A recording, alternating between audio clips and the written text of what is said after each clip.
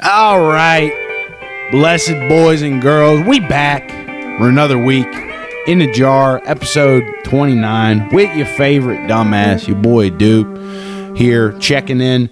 We got a lot to talk about. Big quarterback battle brewing in Pittsburgh. Justin Fields, Russell Wilson. We're going to provide our thoughts on that. Other quarterback battles going on. Some early injuries in NFL training camp.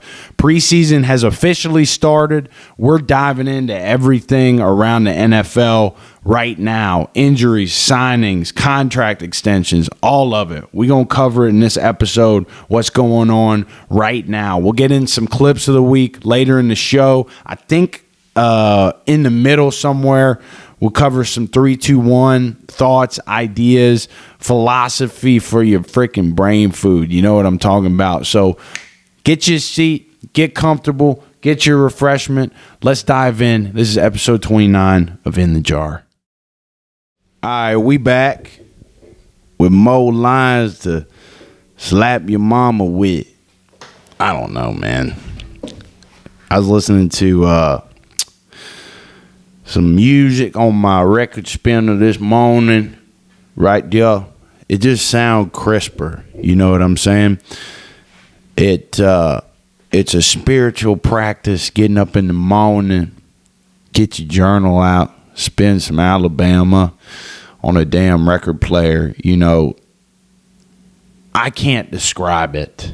I went fishing for the first time in a long time. Didn't catch nothing. Don't even know if there were damn bass in the damn pond. But we went up north to Payson, Arizona.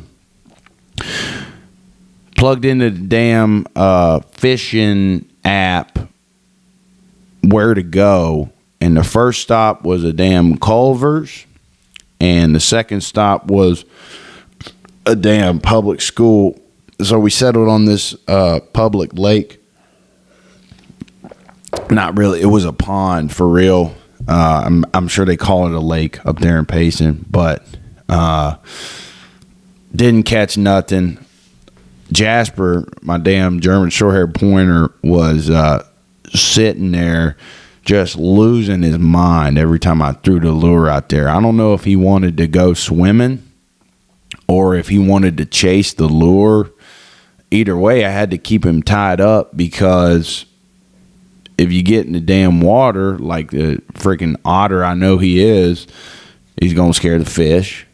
And then even worse, if he goes after the damn lure, we got a hook in our mouth. You know what I'm saying? But yeah, we were out there, BLM, Big Lake Monsters. You know what I'm saying?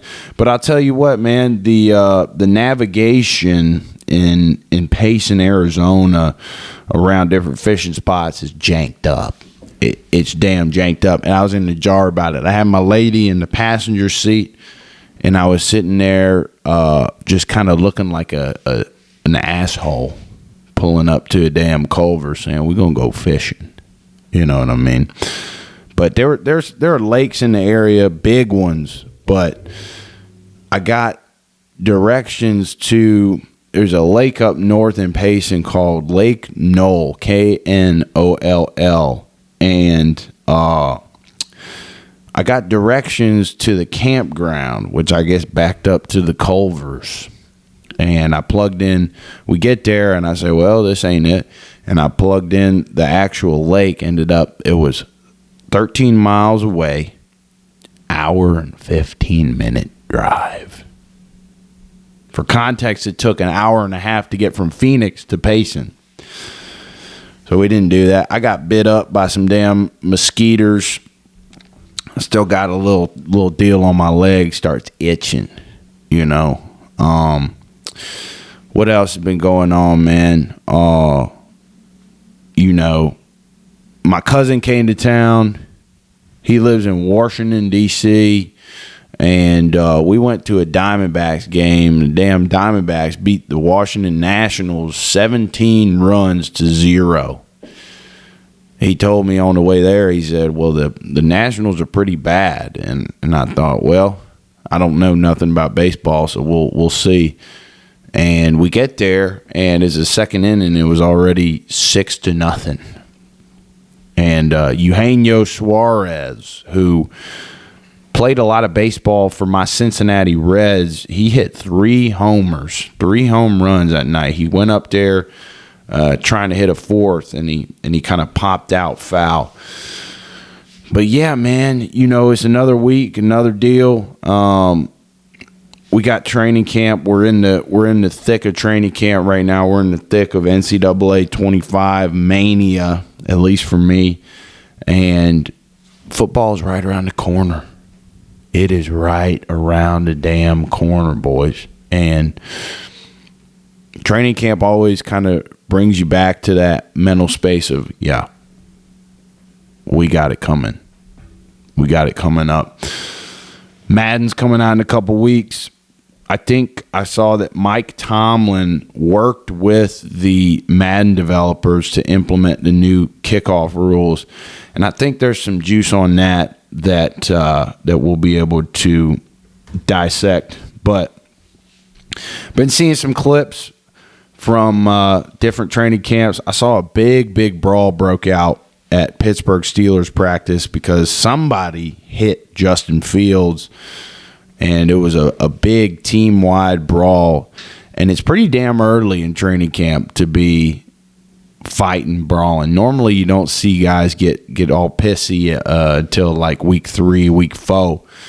But it looks like the Steelers have brought out the big guns early. I mean, I feel like football teams need to fight during training camp. Training camp is just a compression of the long, grueling season. It's a compressed simulation of it, and you find out what guys are able to weather the storm of mental fatigue, physical fatigue, what guys are able to kind of fight through some nagging injuries. I saw that Justin Herbert is battling some plantar fasciitis right now with his foot, and he's got to go and do a boot for 2 weeks, can't do nothing, and then they're going to have to elevate his football activities over the next couple of weeks after that. But they said he'll be ready by the regular season, but thankfully he's a guy that's proved himself. He's a guy that ain't going to go nowhere in regards to his position in the lineup. Big quarterback battle going on in Pittsburgh. Quarterback battles going on across the league as we get into camp. Justin Fields is taking the majority of reps at Steelers camp right now because Russell Wilson is dealing with some kind of minor injury. And if you look at the clip from the fight, I didn't upload it here. Maybe we'll get that in there. But looks like those fellas are willing to fight for Justin Fields. Get pissed off when somebody hits him. I remember one time, man, I was in practice at Samford, and I came off the edge. Wasn't nothing malicious. Wasn't a single malicious bone in my body other than getting past the tackle. And I close in on my buddy Liam, who's playing quarterback, throwing the ball, and I put my hands up trying to bat the ball down. And ended up his damn throwing motion, he followed through into my arms, and it made a big smacking noise. And I can't tell you the earful I got when I came back to the sideline. You're taking food off my table when you do that. You can't hit the quarterback. You can't this. I guess it's different everywhere, I guess it's different everywhere in terms of how quarterbacks are expected to be treated in practice. It's pretty universal that the quarterback wears a different color jersey, indicating that you don't hit him. Normally, at least the way we did it, the quarterback our colors were navy and red, so the quarterbacks would wear green jerseys, and anybody else that was hurt, meaning don't hit him, would wear a green jersey. I guess they didn't show the Fields hit on this clip. But I mean, they was pissed off. Yeah, it looks like they're in full pads. maybe just shells. But, that's camp. And I feel like if you don't get that aggressive energy out, wanting to scrap after the snap, things like that, during camp, it's going to happen during the season in a higher stakes situation. It might cost your team, So that's going on. Justin Fields taking the majority of the reps. We'll get into some of the headlines around the NFL here in a little bit. How about it? James Clear, 3-2-1 on being yourself, how to say no, and using boredom as a filter. We're going to do the 3 ideas. If you'd like to get better at saying no, try this. Keep a list of things you say no to. Whenever you ignore a distraction or turn down an opportunity, add it to the list. As the list grows, you begin to feel a sense of accomplishment for your ability to say no and remain focused on what matters. I had to say no to someone 2 days ago. Somebody asked me if I wanted to get together and discuss some things with them, and I had a lot of things on my board to do for the day, and I had to tell them, hey, I got a lot going on here. Can we rain check it? And it feels good to say no, because you're protecting yourself. You're protecting chicken. You know what I mean? Second idea, boredom is a filter. Common ideas come before it. Uncommon ideas come after it. Sit with a project long enough to get bored with it. Then sit a little more. The most useful insights bubble up after you get bored. I think one word comes to mind reading that, and it's silence. I've been telling myself lately, if you want to find truth, find silence, and the truth will reveal itself. Number 3, when you're younger, it's easy to underestimate how fleeting the days can be. Each choice matters. Each day matters. When you're older, it's easy to underestimate how much opportunity you still got. Don't talk yourself out of it. It's never too late to start. Well, I think people struggle with saying, well, I'm this or I'm that. I can't do this or I can't do that. It's like an identity thing. I know I'm not this, so therefore I'm this. And in reality, I go back to that quote from Bruce Lee, man. Be like water, my friend. Water shapes to whatever entity it occupies. And I feel like we as humans can learn a lesson from damn water. You know what I mean? Let's see. NFLPA's early exit from Panini deal could fuel a Fanatics legal battle. There's some legal battles going on involving the NFL. One with the Sunday ticket and that antitrust case. But it looks like, and this is a live read here, the NFL Players Association's effort last year to end its agreement with trading card giant Panini early could cost the union $7 million. A 3-arbitrator panel basically saying that the NFLPA voided this contract illegally or wrongfully, and the legal fight wages on. It's likely the arbitration decision will be leveraged in the legal fight between Panini and Fanatics. Panini filed an antitrust suit against Fanatics, which landed deals in recent years with MLB, NBA, and NFL and their players' unions as it entered the collectibles market. NFLPA received an undisclosed equity stake in Fanatics as part of its contract. Days after the Panini lawsuit was filed, Fanatics countersued. In its complaint, Fanatics alleged Panini is either unable or unwilling to legitimately compete with Fanatics Collectibles on the merits. So let's see. I'm still trying to figure out how Fanatics is involved. Okay, so the effort to terminate Panini was wrong from the start. Stuart Singer, who's Panini's lawyer, stated, "We now look forward to holding Fanatics responsible for their anti-competitive and wrongful actions in our pending suit in federal court." I didn't know damn trading cards were this important, brother. I get it. These people are in business. They're trying to get their chicken. I'm still trying to figure out how Fanatics got involved here. NFLPA cited a change of control provision in the contract and reasons a substantial change of Panini's executive team was enough to trigger the clause, meaning that was their reason for voiding the contract, was changing management from Panini.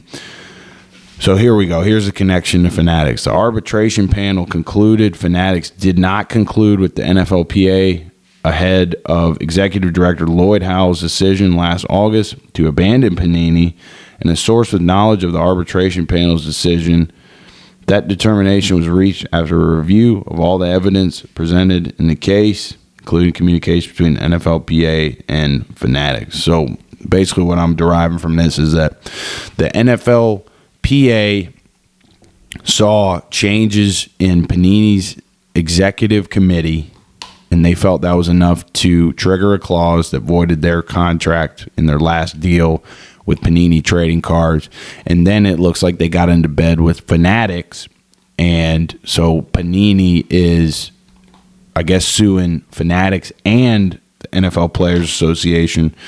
Something to watch. I don't really care about trading cards. I know a lot of fellas that like trading cards, like a stock almost. You get a guy's rookie card. He ends up having a good couple of seasons, maybe a really good couple of seasons, and maybe you get a trading card for $200-$300 and flip that for a couple grand. So that ain't my thing. I love markets, but there's so many of them. You kind of got to focus on, for me and my work, the ones that matter to me and my work, and that's not one of them. But trading cards, you know. It's just kind of one of them things, baby. All right, what else do we got? Farnham Street. Let's see.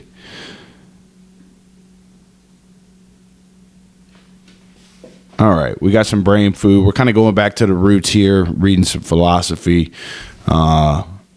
Just try and get it going, you know what I mean? Black swans are the unexpected outliers, the rare and unpredictable events that defy our usual expectations and profoundly impact our world. They are the surprises that no one sees coming, the game changers that reshape the landscape of the possible. I just think about COVID, the black swan event. Tough times. There's only one success: to be able to spend your life in your own way. That's a good one. Don't worry about people stealing your ideas. If your ideas are any good, you'll have to ram them down people's throats. Don't worry about people stealing your ideas. If your ideas are any good, you'll have to ram them. Damn. I guess that's kind of talking about how people kind of want to make their own ideas. Right? When I call someone up trying to get them to take a meeting with me, it's like, it's almost a challenge to try and make them feel like it's their idea. I know someone's interested if they start asking me questions, or if they stay on the phone even. If someone's not interested, they're just going to hang up, you know? All right. One of the hardest things for a beginner to do is merely to get started on his first set of comic strips. It is strange that most people who have ambitions in the cartoon field are not willing to put in the great amount of work that many other people do in comparable fields. Most people who have comic strip ambition wish to be able to draw only 2 or 3 weeks material and then have it marketed. They are not willing to go through many years of apprenticeship. Dang, man, that just resonates on so many levels. Got to put in the work without expectation of gain. Only reason we kept making this show is because I like doing it. I don't expect anything from it.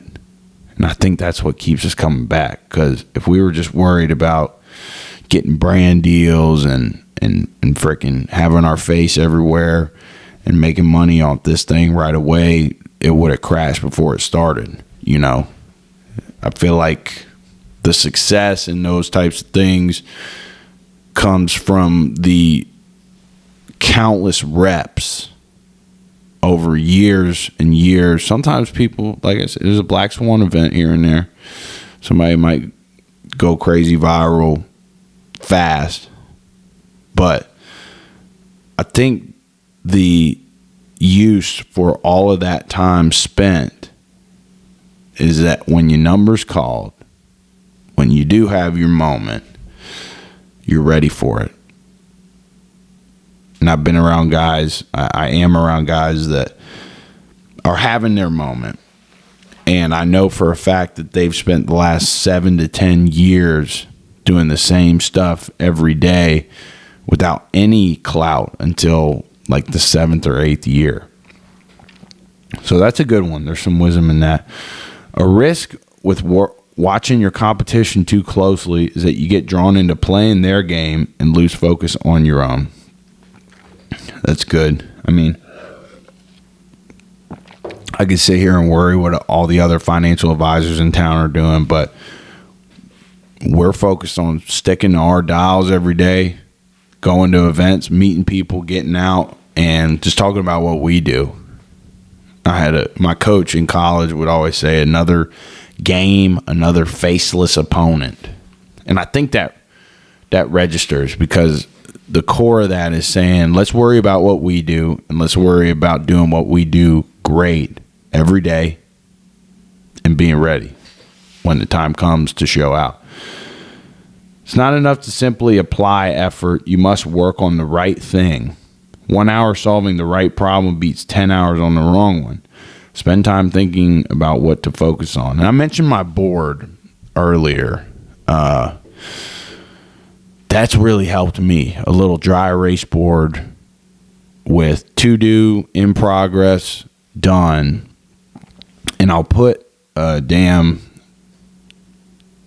so if it has to be done today, I'll put one triangle.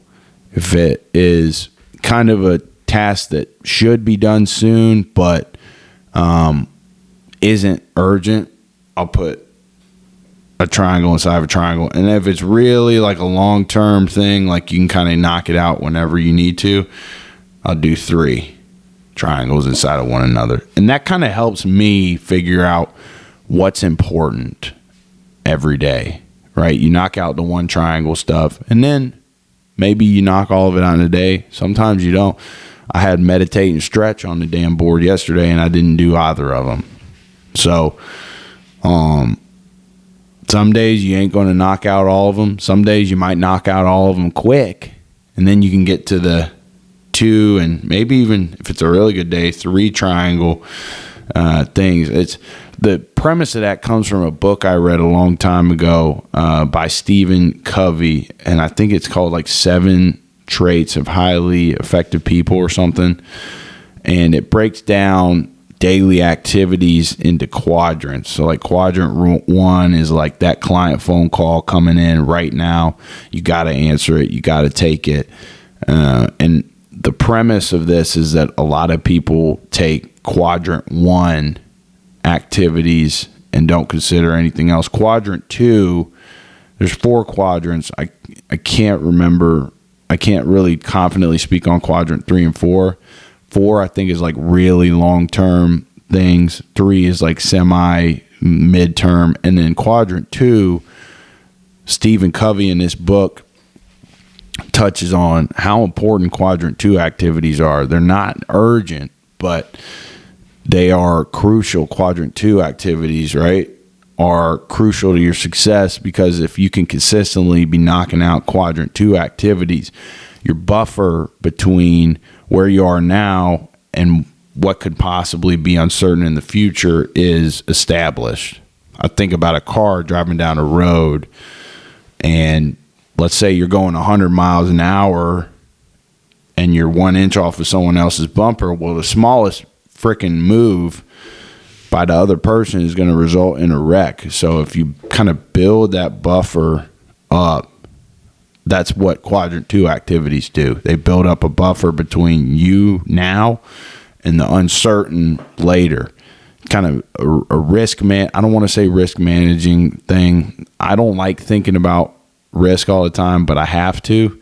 I think we all have to. And that's just a cool little thing. It's helped me with my days. kind of sitting in front of me on my board at my desk back at the house. So what else do we got? The happiest people want the lowest profile. Damn, boy. Coming in my chest right there, boy. I mean, like I said, man, I do this show for myself, man. This is a labor of love. I ain't doing this to get clout or anything like that. Those things would be great, but that can't be the end of the line, I guess. I don't know. What else? What else do we got? Anything? No, we'll get into some. We at 25 minutes. We get to the NFL news from camp here. I know we touched on a little bit of it. NFL shut down a rule book loophole that the Dolphins and 49ers and Rams were exploiting. Basically, what the Dolphins were doing is they would line Tyreek Hill up on the line of scrimmage, and then they would motion him, and they would, when he was in motion, he would either come back in the backfield and change his stance, or he would be still in motion as the ball was snapped. The NFL struck that down. They said that a receiver has to be completely stopped before the ball is snapped. A receiver on the line of scrimmage cannot go backwards into the backfield and say go into a three-point stance anymore. A receiver also cannot. They have to be set. If they go in motion somewhere, they have to get back set before the ball is snapped, or else it's a false start, illegal motion, things like that. So they were using Tyreek Hill in a lot of those ways, and I think they were all aware of the loophole, and now the league's cracked down on it. So the window dressing in pro football is significantly affected by this rule change. Let's see. 5 NFL trends to watch in 20. I can't read that. Okay. We got the. You guys will be seeing this after it's already happened, but we got football. It's back. Hall of Fame game. Canton, Ohio. Bears. Texans. I love preseason football, man, because it's a lot of underdog guys trying to prove themselves, and it's an objectively low pressure situation. But for those guys, it is incredibly high pressure. They got to make the most of every rep. I know that the Las Vegas Raiders are having a quarterback battle right now between Aiden O'Connell and Gardner Minshew. And Antonio Pierce, who's the head coach of the Raiders, said that they are splitting reps 50-50 in practice right now. 50% of the reps are going to Minshew with the ones. 50% of the reps are going to O'Connell with the ones. And he made it real simple. It's subjective, but it's simple. He said he's waiting for one of those guys to say, I'm your guy. I'm the quarterback of the Las Vegas Raiders. And so he said that in the next 2 weeks that the gray area would be removed and they would probably decide on a starter. But you have to think preseason reps for those guys is going to be huge. Guys that have been in the league for a little bit are trying to earn their spot. They're trying to earn their title as QB1 for the Raiders. And it'll be interesting to see how the Steelers handle preseason games. Will Russell Wilson get a lot more preseason reps than he's used to battling with Justin Fields there in Pittsburgh? I don't know. Maybe neither of them will play. I shouldn't say that. I'm probably wrong to say that. But let's see. The new kickoff format will be the star of the NFL. That's another article I can't get to. Luke, if you notice this, just cut it. If I mention an article and I can't get into it. Cincinnati Bengals first round pick Amaris Mims leaves practice with injury. That ain't good. He was carted off the field after he appeared to suffer a neck injury. Spent more than 10 minutes talking with training staff, was walking around fine. Bengals trainers appeared to put cold packs on his neck before taking him to the locker room. It could be precautionary. An article like that, seeing that Amaris Mims, the Bengals' first-round pick, got hurt in practice, I'm less concerned for Joe Burrow's health through the season than I am the health of the guys up front, which subsequently could affect the health of Joe Burrow. That's what I'm concerned about. You got these big bodies like Trent Brown. Is it Trent Brown and Orlando Brown? Let me fact check myself here. Yeah, Trent Brown and Orlando Brown. Got a pair of Browns on the Bengals offensive line, baby. Big boys, though. You know what I mean? And you're doing a lot of explosive, even down there in the trenches, you're doing a lot of explosive movements.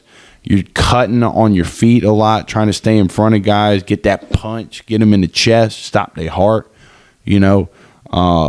And I think Trent Brown, so I think these guys have had a history of injuries. So the Bengals' well-being as a organization this season, I believe, will fall on the health of the big boys up front and subsequently the health of Joey B with his bleached hair, with his Marshall Mathers looking face. Hey, boy.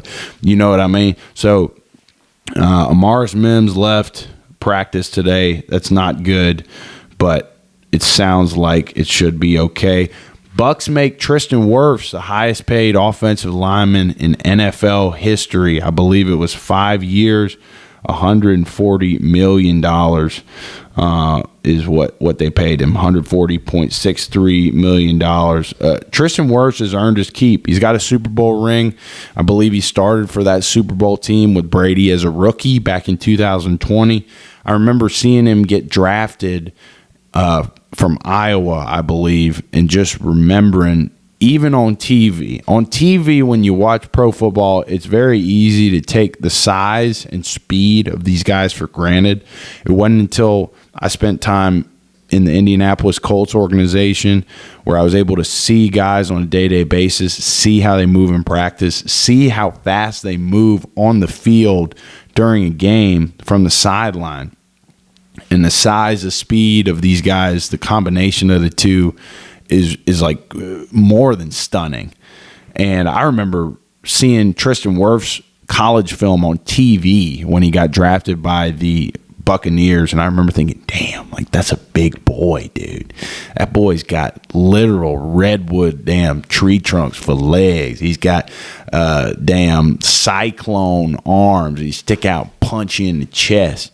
And it's clear that he's not only stayed healthy over the course of his career so far, he's been reliable, he's taken hundreds of reps, and now he's the highest paid offensive lineman in NFL history. We have to account for inflation, right? We have to account for the fact that the NFL's cash flow is higher than it's ever been, continuing to grow higher than it's ever been as they try to make the sport they try to raise awareness in the sport internationally.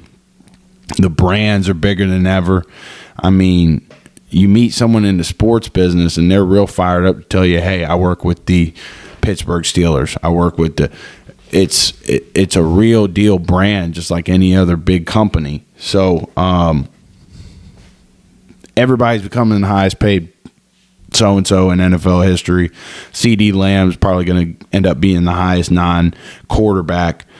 paid non-quarterback player in NFL history. We're going to continue to see these headlines as camp rolls on, as we get into the season, guys getting highest paydays in history. I think since the last episode, Jordan Love is up in the conversation as one of the highest paid quarterbacks in NFL history. I forget the size of his deal, but it was huge, and it literally happened the day after we dropped the last week's show, and then Tua got paid as well. And we talked about the 5 quarterbacks under the most pressure this year. I would argue that Tua getting paid that much adds more pressure.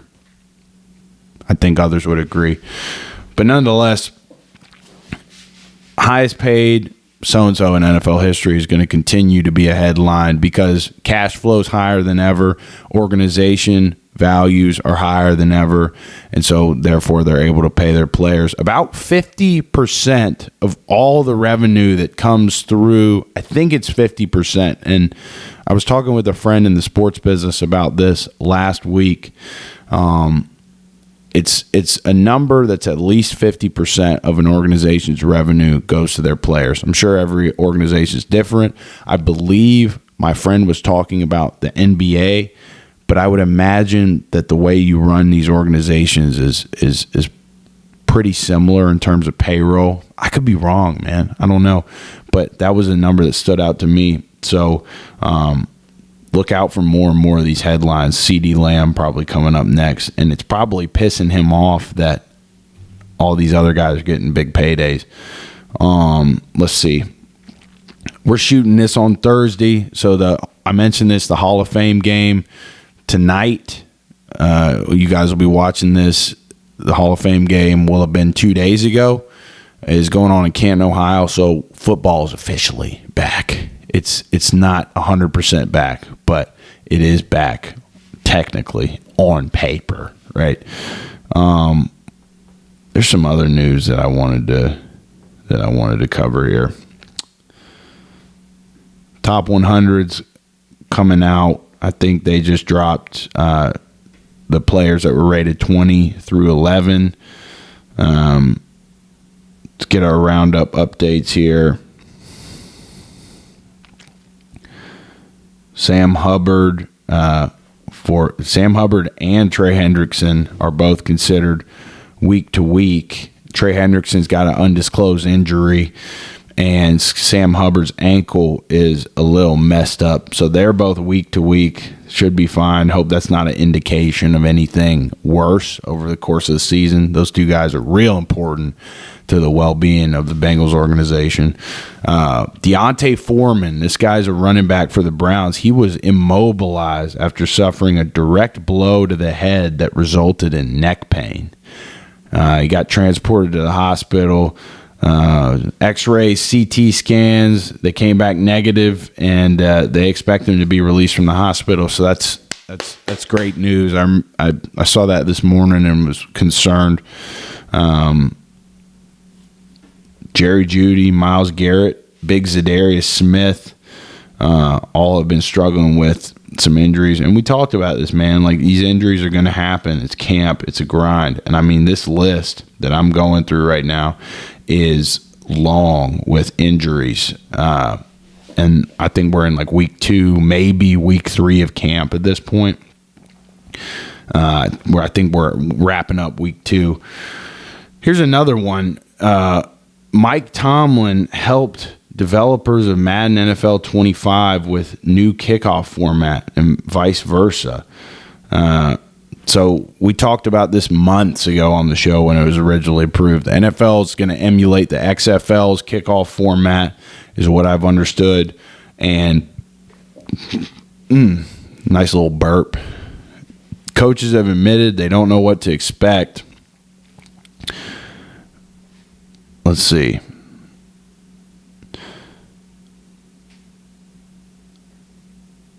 Head coach Mike Tomlin was already simulating outcomes on a virtual gridiron by working with the folks at EA Sports, makers of Madden NFL 25. During a break at the annual league meeting where the new kickoff format was approved, Tomlin was having his face digitally scanned by EA's art department for inclusion in the game when he posed a question to an EA employee. He's a member of the competition committee and developed and proposed these changes. He asked what the company was planning to do with it in Madden. This is a live reading, by the way. Before long, Tomlin was communicating with the Madden gameplay team, hopping on Zoom calls while the Madden team played the game for Tomlin to watch. The Super Bowl winning coach requested a number of changes, including personnel swaps and in-action manipulation. This means intentionally steering a returner away from blockers. With one key goal, he wanted to learn as much as possible about a play that had never been captured on film. We're going into uncharted territory with this kickoff concept. There's actually no real visuals of the concept. My sons play all the time on EA Sports games.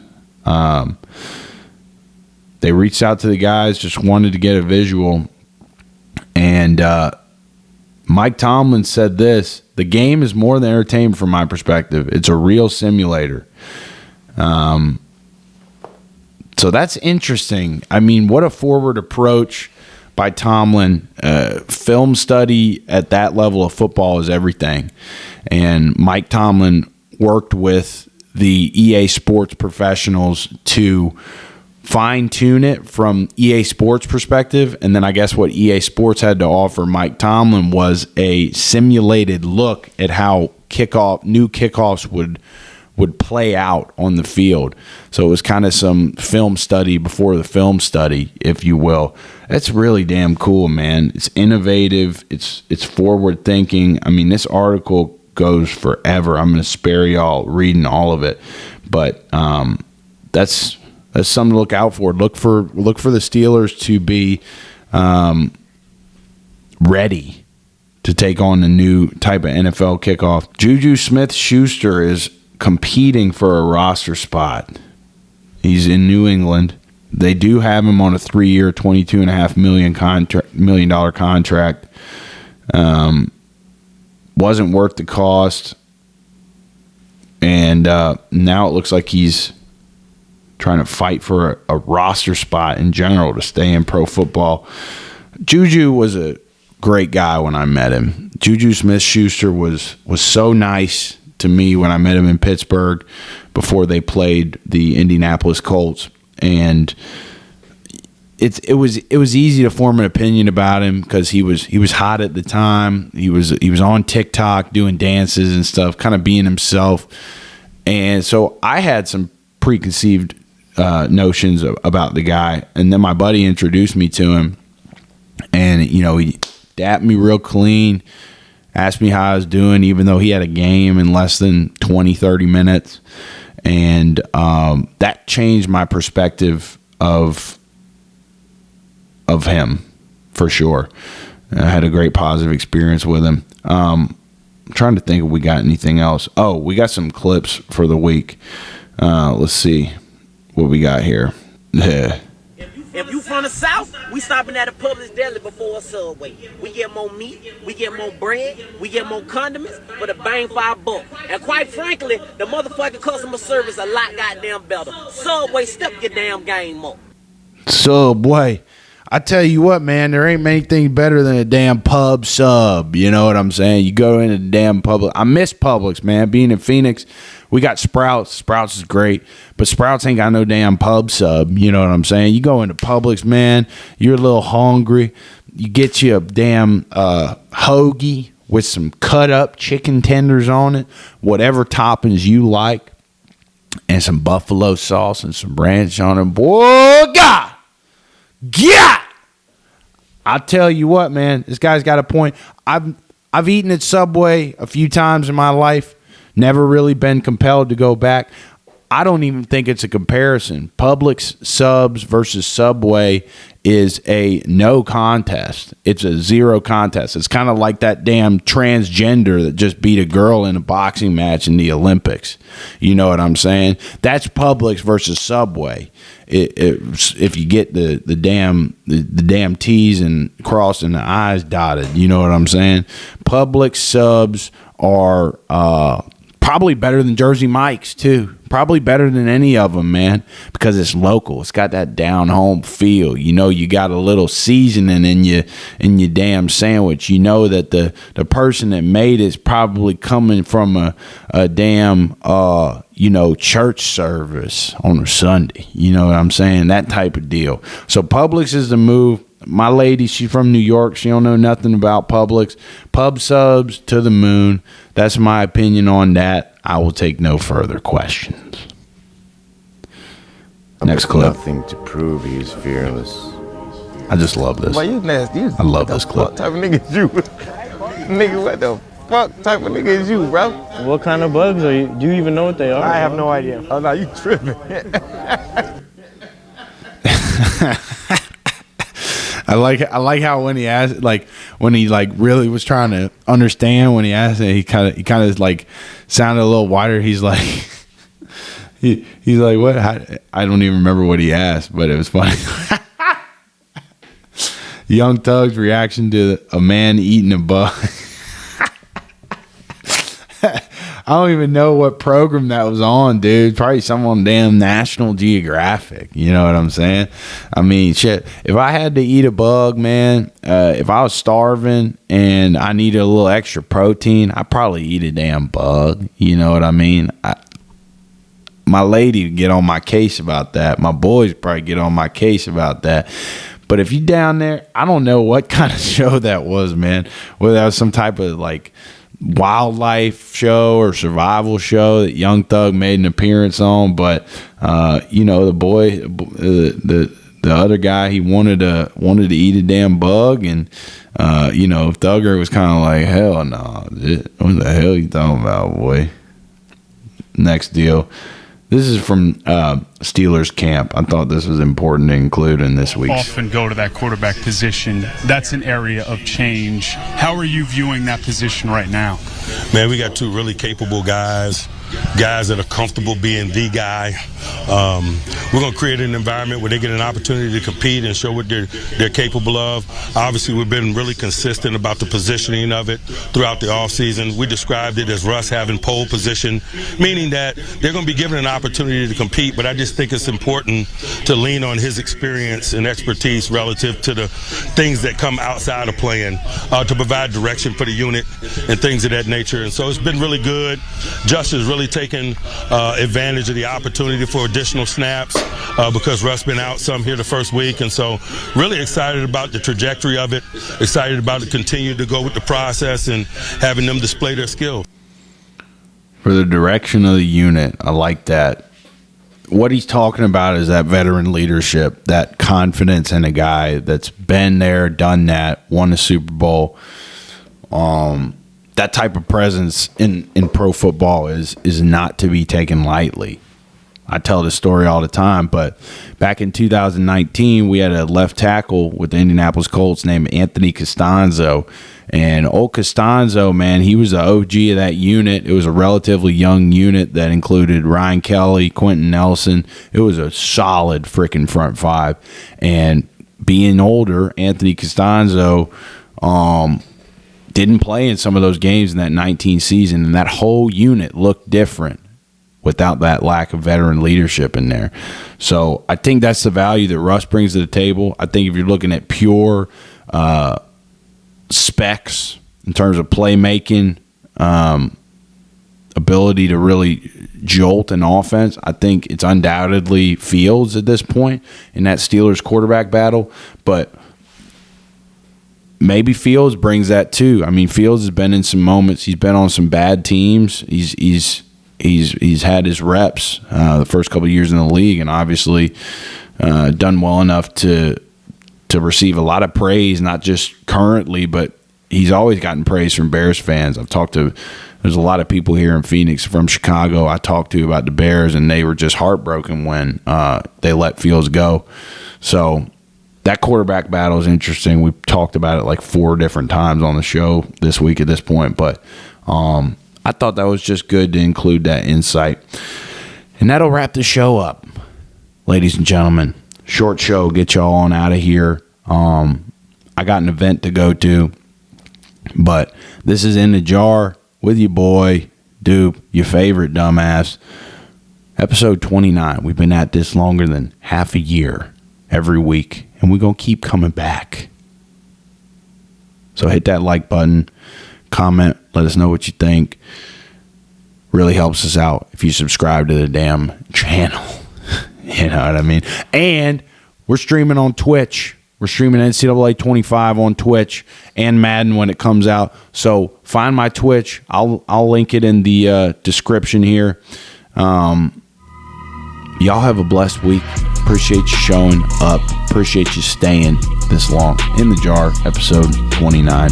We out.